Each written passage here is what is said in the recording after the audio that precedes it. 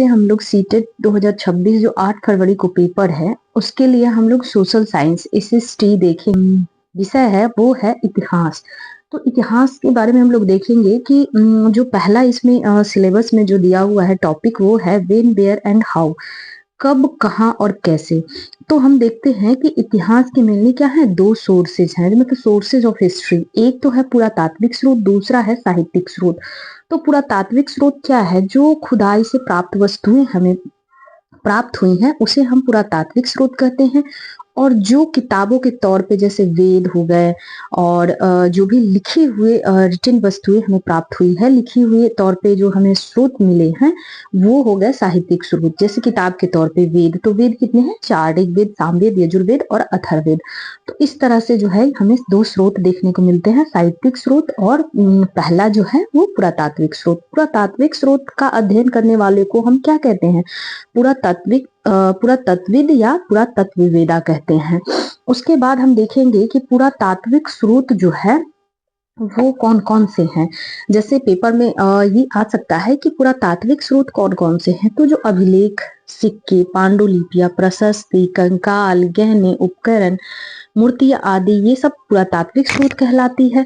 और आपने देखा कि साहित्यिक स्रोत में जो भी वेद वगैरह लिखे हमें मिलते हैं वो सब क्या है, साहित्यिक स्रोत है। अभिलेख की बात करें तो अभिलेख जो है ये क्या होता था, राजा द्वारा पत्थरों पर खुदवाए गए जो आदेश होते थे उसे ही हम अभिलेख कहते हैं, जो पुरातात्विक स्रोत है। खुदाई में प्राप्त हुए जो वस्तु होती थी या सर्वाधिक अभिलेख पत्थर पर हमें मिले हैं, कुछ धातुओं पर भी मिले हैं। जो भी चीजें हमें अभिलेख राजा और प्रजा के बीच जो भी वार्तालाप होता था या संवाद होता था वो हमें देखने को मिलता है। राजा रानी तथा महत्वपूर्ण व्यक्तियों द्वारा लिखवाए जाते थे अभिलेख। जैसे अभिलेख तो राजा द्वारा भी लिखवाए जाते थे और रानियों द्वारा भी लिखवाए जाते थे, उसे ही हम अभिलेख कहते हैं। उसके बाद हमने देखा कि द्वितीयक स्रोत में हमने देखा कि साहित्यिक स्रोत, जिसमें किताब के तौर पे हम देखते हैं कि वेद है, 4 वेद है, ऋग्वेद, सामवेद, यजुर्वेद और अथर्ववेद। तो ये कब से लिखा गया, ये भाषा इसमें क्या थी, तो संस्कृत भाषा थी, प्राक संस्कृत, वैदिक संस्कृत। ऋग्वेद में 1000 से अधिक हमें क्या देखने को मिलती है, प्रार्थनाएं या मंत्र, जिसे सूक्त कहा जाता है। तो ये इंपॉर्टेंट है कि मीन्स अच्छी तरह से बोला गया। सूक्त किसे कहा जाता है, जो अच्छी तरह से बोला गया हो। तो ऋक्त में मतलब ऋग्वेद में हमें 1000 से अधिक प्रार्थना या मंत्र। हमने देखा कि जो राजा और रानियों द्वारा आदेश लिखवाए जाते थे उसे अभिलेख कहते थे। अभिलेख जो पहला अभिलेख है हमें अशोक के अभिलेख मिले हैं। पहला अभिलेख किसके मिले हैं, तो अशोक के अभिलेख मिले हैं।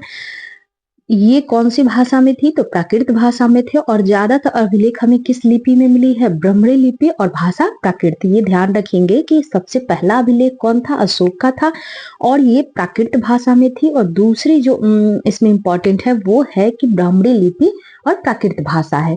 अशोक का एक अभिलेख जो है वो हमें कंधार से मिला है, जो यूनानी और अरेमाइक 2 भाषा में है। तो ये भी ध्यान रखेंगे। प्रशस्ति की बात करें, जो प्रथम स्रोत है हमें इतिहास में मिलते हैं, तो प्रशस्ति क्या थी, तो राजाओं के सम्मान में लिखी जाती थी। प्रशस्तियां जो थी ये राजा के सम्मान में लिखी जाती थी और राजा के दरबारी कवि जो थे उनके द्वारा संरक्षण या इनाम की इच्छा से ये सब प्रशस्ति लिखी जाती थी, उनकी प्रशंसा बोल सकते हैं उसमें। प्रशस्तियां राजाओं की उपलब्धियां, उनकी वंशावली की जानकारी का स्रोत है। तो प्रशस्ति द्वारा हमें ये पता चलती थी कि कौन से राजा की कौन सी उपलब्धि है और उनकी क्या वंशावली है। ये सारे स्रोत हमें प्रशस्ति के द्वारा प्राप्त हुए। धातुओं पर तथा पत्थरों पर लिखी जाती थी। क्या प्रशस्ति जो थी वो किस पे लिखी जाती थी, धातु और पत्थर पे। तीसरी अगर हम बात करें स्रोत की तो ये थी पांडुलिपि। तो पांडुलिपियां क्या थी, ये हाथ से लिखी होती थी। क्या थी, ये हाथ से लिखी होती थी। अगर हम पांडुलिपि की बात करें तो ये हाथ से लिखी होती थी पांडुलिपि। पांडुलिपियां की बात करें तो ये हाथ से लिखी गई, वृक्ष की छाल पर, पेड़ के पत्तों पर, भुर्ज नामक वृक्ष की छाल पर लिखी गई थी। जो वृक्ष था वो भुर्ज नामक वृक्ष की छाल पर लिखी जाती थी, तार के पत्तों पर लिखे जाते थे और इनसे भोजपत्र तैयार होता था और इसी भोजपत्र पर उसे लिखा जाता था। ये प्राथमिक स्रोत माना जाता है। तो ये खुद के द्वारा ही तैयार की जाती थी, जिसे हम प्राथमिक स्रोत कहते हैं।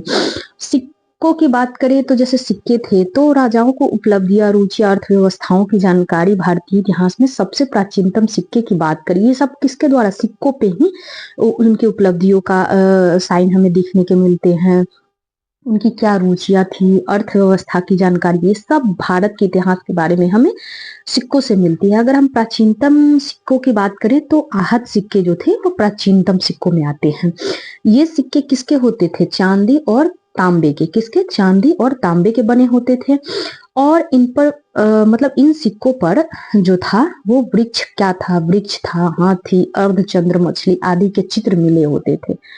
तो ये इंपॉर्टेंट है कि सिक्के जो सबसे पुराने सिक्के हैं और आहत सिक्के हैं, और इन सिक्कों पर हमें वृक्ष, हाथी, अर्धचंद्र, मछली आदि के चित्र मिलते थे, जिससे हमें ये पता चलता था कि राजा की उपलब्धियां क्या है, उनकी रुचियां क्या है।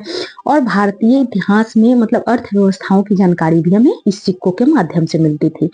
अगर हम सबसे ओल्डेस्ट सिक्कों की बात करें तो पंचकार्ड सिक्के जो हैं वो सबसे ओल्डेस्ट सिक्कों में काउंट होते हैं। समुद्रगुप्त ने अपने सिक्कों पर स्वयं को वीणा बजाते हुए दिखाया। तो इस तरह से हम देखते थे राजा की उपलब्धियों के बारे में, उनकी रुचियां क्या थी, तो वो समुद्रगुप्त को क्या था, वीणा बजाते हुए देखा गया। तो ये हमें इतिहास के स्रोत में मिलते हैं। इमारतों के अवशेष, हथियार, आभूषण, कंकाल आदि भी पुरातात्विक स्रोत में ही आते हैं। प्राचीन विद्वान की बात करें तो चरक कनिष्क के दरबार में मानव शरीर में 300 हड्डियां बताई गई। तो सोचिए उस समय भी ये प्रेडिक्शन कर दिया गया था कि 300 मानव शरीर में जो है 360 हड्डियां बताई गई।